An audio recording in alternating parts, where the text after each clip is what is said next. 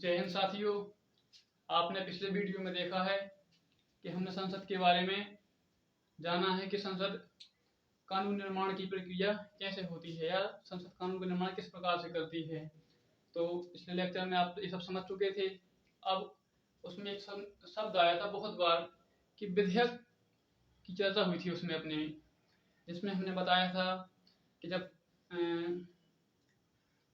कोई भी प्रस्ताव है वो कानून बनने के लिए लोकसभा या राज्यसभा में रखा जाता है तो उसे विधेयक कहते हैं। अब इस वीडियो के माध्यम से अपन लोग ये जानेंगे कि जो विधेयक है वो कितने प्रकार का होता है, कौन सा विधेयक कौन से सदन में पहले रखा जाता है, कौन पर राष्ट्रपति पुनर्विचार के लिए वापस भेज सकता है, कौन को नहीं भेज सकता है। इन सब चीज़ों को आज विधेयक चैप्टर में देखेंगे और आशा करते हैं कि अगर आप लोगों को वीडियो पसंद आए तो आप लाइक कमेंट एंड शेयर जरूर करेंगे। और इसके साथ हम चलते हैं आगे अपने प्रॉपर विधेयक पर। देखिए तो विधेयक क्या होता है। तो विधेयक जो है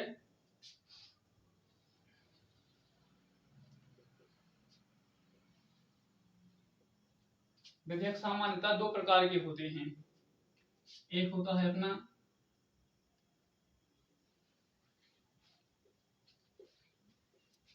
रखने के आधार पर और एक होता है अपना तथ्यों के आधार पर।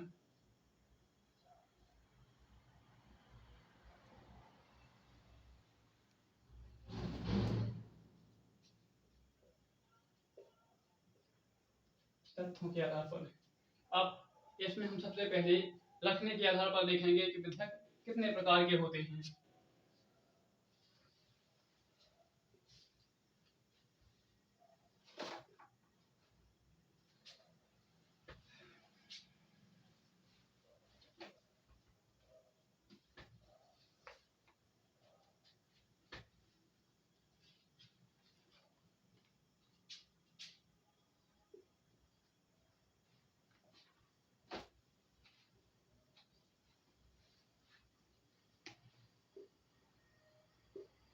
देखिए रखने का मतलब होता है कि जो हम प्रस्ताव कानून के रूप में परिवर्तन लाना चाहते हैं उसे हम सबसे पहले संसद में कौन रखता है उस आधार पर विधेयक को दो भागों में डिवाइड किया गया है। एक होता है अपना सरकारी विधेयक और एक होता है गैर सरकारी विधेयक।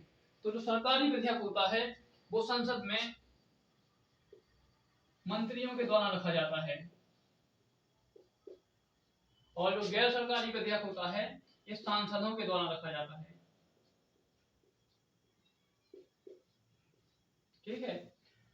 तो जो ऐसे सांसद जो मंत्री होते हैं अगर वो किसी विधेयक को सदन में रखते हैं तो वो विधेयक जो सदन में रखा गया है वो सरकारी विधेयक कहलाएगा। इसके बावजूद जो विधेयक सांसदों द्वारा रखा जाता है वो गैर सरकारी विधेयक कहलाता है।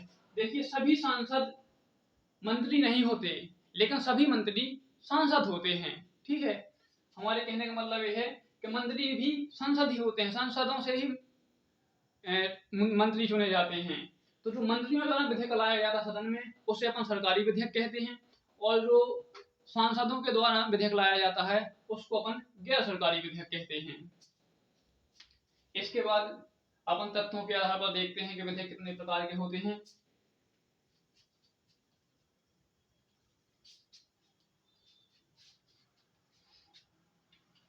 और आप लोग रफ कॉपी लेकर बैठें ताकि हम जो भी लिखें उसको नोट कर लें, क्योंकि मिटाने के बाद आप शायद भूल जाएंगे, इसलिए साथ साथ नोट करते चलें, वो ज्यादा बेटर है।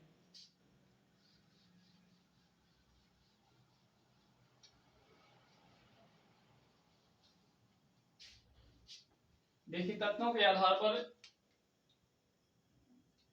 जो विधेयक होते हैं वो तीन प्रकार के होते हैं।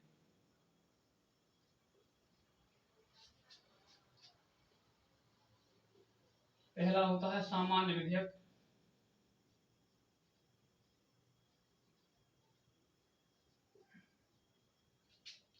दूसरा होता है संविधान संशोधन विधेयक,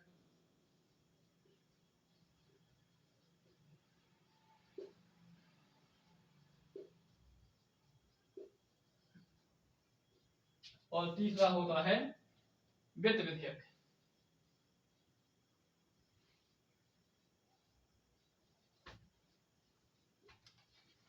तीसरा कौन सा होता है? वित्त विधेयक।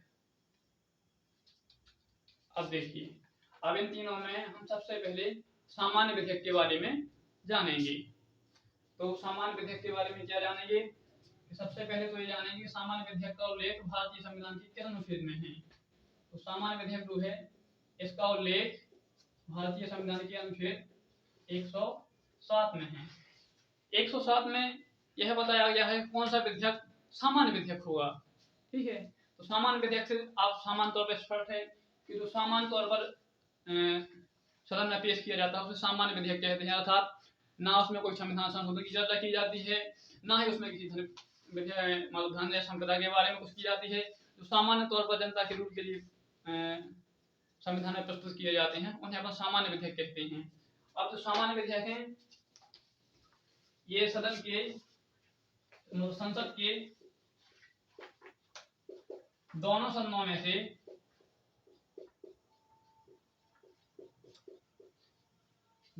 में से किसी भी सदन में रखा जा सकता है, चाहे लोकसभा में चाहे राज्यसभा में। सामान्य विधेयक में दोनों की बराबर की भागीदारी होती है, उतनी ही भागीदारी लोकसभा की होती है और उतनी ही भागीदारी राज्यसभा की होती है। इसको पहले किसी भी सदन में प्रस्तुत किया जा सकता है। फिर दूसरे नंबर पर आता है कि क्या सामान्य विधेयक को राष्ट्रपति पुनर्विचार के लिए भेज सकता है? तो बिल्कुल, जब कोई सामान्य विधेयक लोकसभा और राज्यसभा से पास होकर जब राष्ट्रपति के पास जाएगा तो राष्ट्रपति उसको देखेगा, उसके बाद उसे पुनः विचार के लिए भेज सकता है कि आप इसमें संशोधन कीजिए, उसके बाद हम इस पर हस्ताक्षर करेंगे। तो ये हो गया सामान्य विधेयक। अगर सामान्य विधेयक में एक और कंडीशन बनती है, तो सामान्य विधेयक यदि लोकसभा से पास हो गया और राज्यसभा ने पास नहीं किया और इन दोनों में मतभेद की स्थिति बनी हुई लोकसभा और राज्यसभा में, तो सामान्य विधेयक पर जो अपने राष्ट्रपति हैं वो संयुक्त बैठक बुला सकते हैं। और आप जानते हैं कि संयुक्त बैठक का उल्लेख भारतीय संविधान के अनुच्छेद 108 में किया गया है। ठीक है, ये होता है अपना सामान्य विधेयक। फिर आता है संविधान संशोधन विधेयक। जो संविधान संशोधन विधेयक है इसका उल्लेख अनुच्छेद 368 में किया गया है, संविधान संशोधन विधेयक का। अब संविधान संशोधन विधेयक भी लोकसभा या राज्यसभा किसी में भी पहले रखा जा सकता है, लेकिन संविधान संशोधन विधेयक को राष्ट्रपति पुनर्विचार के लिए नहीं भेज सकता और ना ही संविधान संशोधन विधेयक को राष्ट्रपति जो है कि संयुक्त बैठक बुला सकता है। अगर संविधान संशोधन लोकसभा और राज्यसभा में आया और उन दोनों में मतभेद हो गया तो जो राष्ट्रपति है वो किसी लोकसभा और राज्यसभा मतभेद की स्थिति में संयुक्त बैठक का आयोजन नहीं कर सकता और ना ही इसमें पुनर्विचार के लिए लोकसभा या राज्यसभा में वापस नहीं भेज सकता। और इस पर हस्ताक्षर करना यदि अर्थात कोई भी विधेयक लोकसभा और राज्यसभा दोनों से पारित होकर राष्ट्रपति के पास जाता है तो राष्ट्रपति को उस पर अनिवार्य रूप से हस्ताक्षर करने ही होते हैं।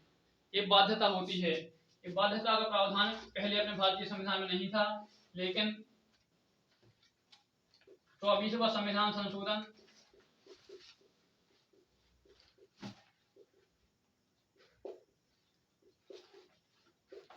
संशोधन 1971, 24वां संविधान संशोधन 1971 इंदिरा गांधी के काल में ऐसा प्रावधान संविधान में कर दिया गया कि यदि कोई भी संविधान संशोधन विधेयक लोकसभा और राज्यसभा से पास होकर राष्ट्रपति के पास जाता है तो राष्ट्रपति को अनिवार्य रूप से हस्ताक्षर करने ही पड़ेंगे। तो ये हो गया अपना संविधान संशोधन विधेयक। इसके बाद आता है अपना वित्त विधेयक। देखिए, सबसे पहले जो वित्त विधेयक है इसका उल्लेख भारतीय संविधान के अनुच्छेद 110 और 118 में किया गया है। ठीक है, और जो वित्त विधेयक होता है इसके दो प्रकार होते हैं, एक धन वित्त विधेयक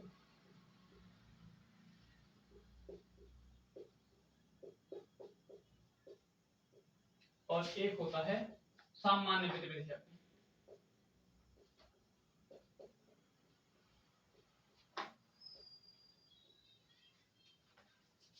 जो धन विधेयक होता है, इसका उल्लेख भारतीय संविधान के अनुच्छेद 110 में परिभाषा दी गई है और 109 में उल्लेख है इसका। और जो सामान्य वित्त विधेयक होता है, इसका उल्लेख अनुच्छेद 117 में है।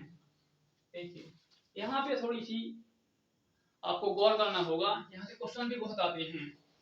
सबसे पहली बात तो यही क्वेश्चन आता है, यदि आप लोगों के सामने रख दिया जाए कि वित्त विधेयक सबसे पहले किस सदन में प्रस्तुत किया जाता है।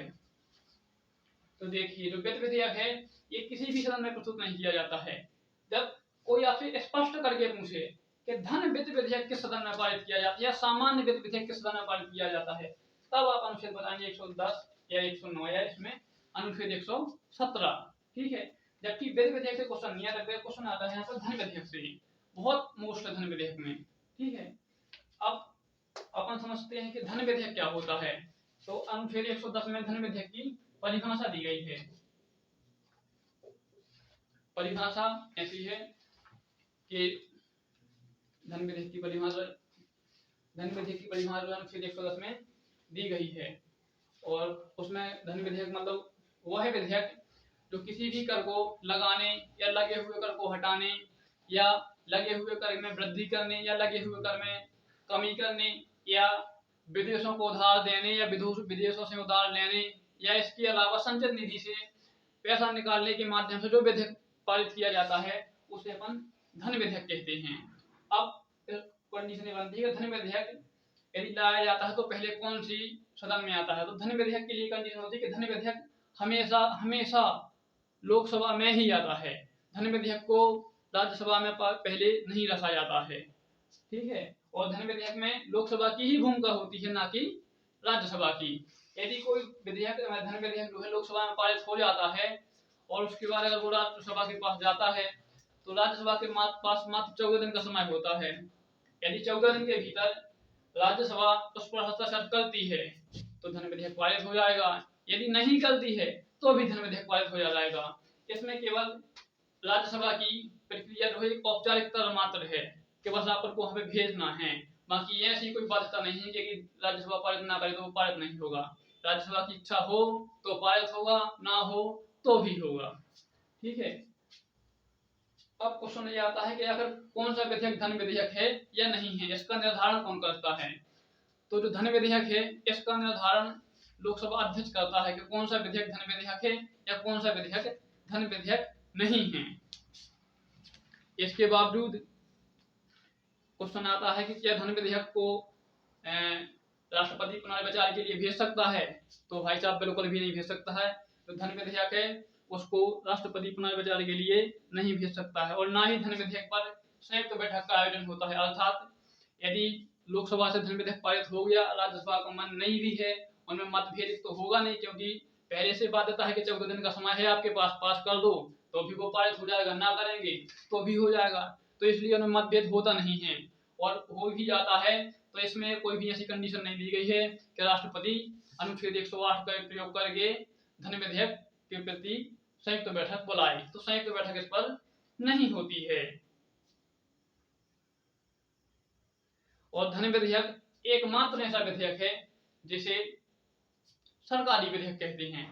सरकारी विधेयक के बारे में हमने अभी बताया था आपको कि वह विधेयक जो मंत्रियों के द्वारा रखा जाता है उसे सरकारी विधेयक कहते हैं। तो भाई साहब जो धन विधेयक होता है वो अपने वित्त मंत्री रखते हैं, इसलिए धन विधेयक जो है वो अपना सरकारी विधेयक होता है। इसी के साथ ही हम लेक्चर को खत्म करते हैं और आपसे उम्मीद करते हैं कि जो है कि आप हमारे चैनल को सपोर्ट करेंगे, लाइक करेंगे, कमेंट करेंगे और कमेंट के माध्यम से हमें बताएंगे भी कि आपको वीडियो कैसा लगा है और हमारी मेहनत आपको क्या रिजल्ट दे सकती है। क्योंकि पिछला वाला वीडियो जो था वो मेरा पहला वीडियो था, तो थोड़ा सा मैं उसमें नर्वस था, लेकिन धीमे धीमे इसके में सुधार होगा, ऐसा नहीं है। कोई भी चीज़ होती है कभी भी एक साथ नहीं होती, हमेशा धीमे धीमे होती है।